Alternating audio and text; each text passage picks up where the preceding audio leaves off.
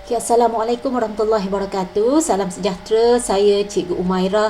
Pada hari ini saya akan membincangkan bab 9 Matematik tingkatan 4 iaitu kebarangkalian peristiwa bergabung. Di dalam bab ini kita akan belajar topik 9.1 iaitu peristiwa bergabung. Standard pembelajaran memerihalkan peristiwa bergabung dan menyenaraikan peristiwa bergabung yang mungkin. Apakah itu peristiwa bergabung? Jadi peristiwa bergabung adalah gabungan dua atau lebih peristiwa dalam satu kesudahan. Kesudahan suatu peristiwa bergabung boleh diwakilkan dengan pasangan bertertib. Secara generalisasi, bilangan ruang sampel adalah bersamaan dengan bilangan kesudahan peristiwa A didarabkan dengan bilangan kesudahan peristiwa B. Jadi untuk lebih memahami peristiwa bergabung, kita lihat soalan dalam contoh 1 di dalam buku teks muka surat 245. Tulis ruang sampel bagi peristiwa bergabung di bawah. A. 5 keping kad berlabel dengan huruf T, E, K, U, N dimasukkan ke dalam sebuah kotak. 2 keping kad dikeluarkan dari kotak secara rawak satu demi satu tanpa pemulangan. Dan soalan B, 2 keping shilling di lambung. A dan G mewakili angka dan gambar masing-masing. Jadi kita akan selesaikan A terlebih dahulu. Cadangannya adalah dengan melukis gambar raja pokok. Kenapa dengan melukis gambar raja pokok? Kerana kalau kita lihat di sini, keadaannya 2 keping kad dikeluarkan. Bermaksud kita akan ada proses pengeluaran kad atau eksperimen kita adalah 2 kali berturut-turut. Jadi untuk aktiviti yang berlaku 2 kali adalah lebih baik menggunakan gambar rajah pokok ataupun secara jadual bagi mendapatkan ruang sampel yang kita kehendaki.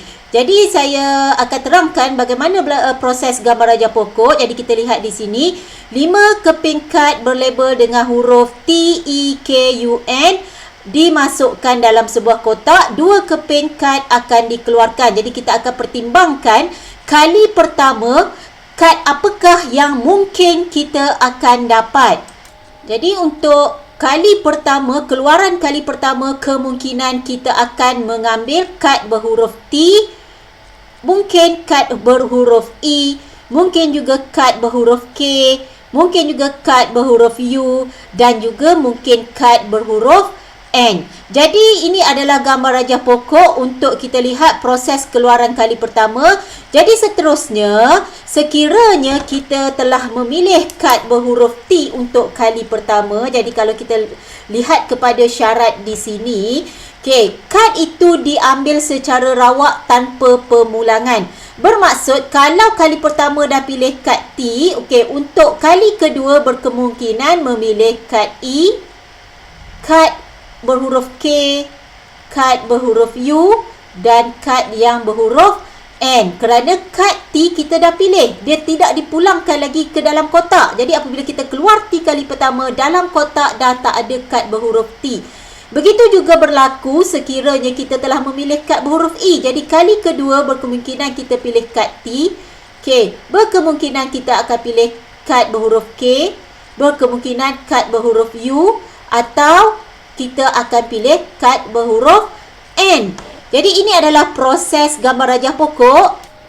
Jadi inilah kemungkinan yang berlaku untuk keluaran kali kedua. Jadi andai kata kali pertama telah memilih K, kali kedua kita tiada lagi kemungkinan memilih K kerana pada kali kedua hanya tinggal 4 bilangan kad di dalam kotak tersebut.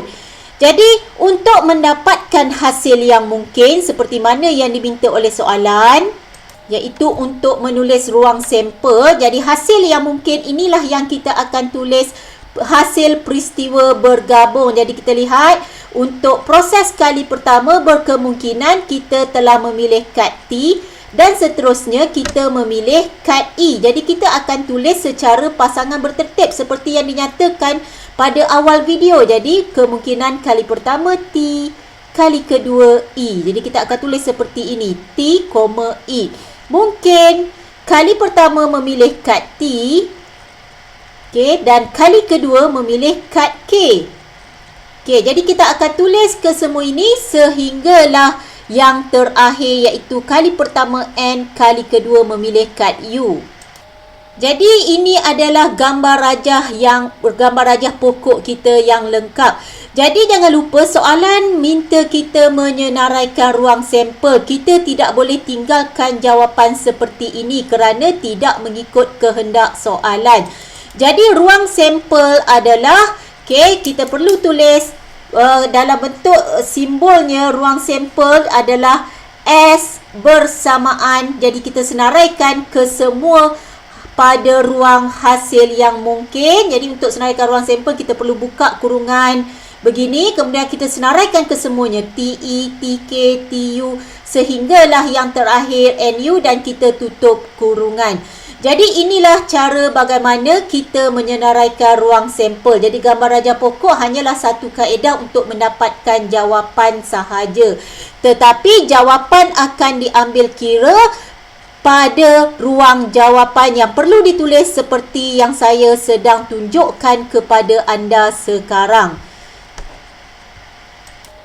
Jadi kita telah selesaikan A, kita lihat B, 2 keping shilling di lambung, A dan G mewakili angka dan gambar masing-masing.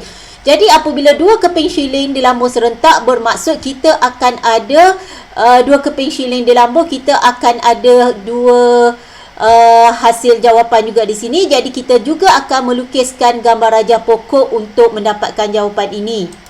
Jadi apabila kita lambung 2 shilling, kemungkinan pada shilling yang pertama kita akan dapat A atau G, iaitu angka atau gambar. Shilling ada 2 permukaan, jadi kemungkinan kita akan dapat 2 kemungkinan ini.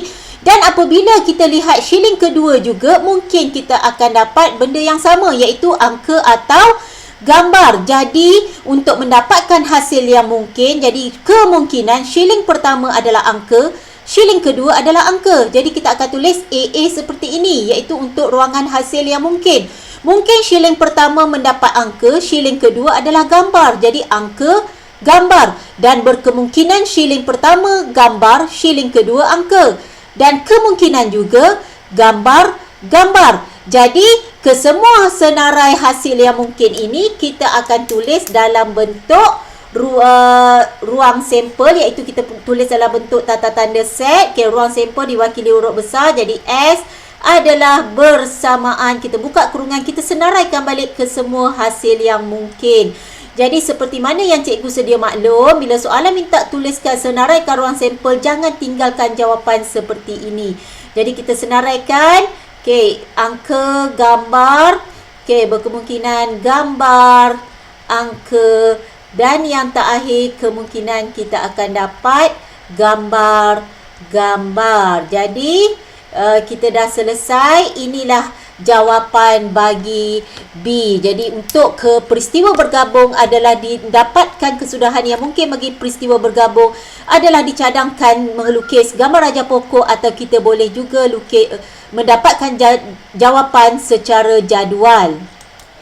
Jadi ini adalah jawapan bagi contoh tadi untuk soalan A dan soalan B. Setakat itu saja untuk video kali ini. Diharapkan video ini memberi manfaat kepada semua yang menonton. Sekian, terima kasih.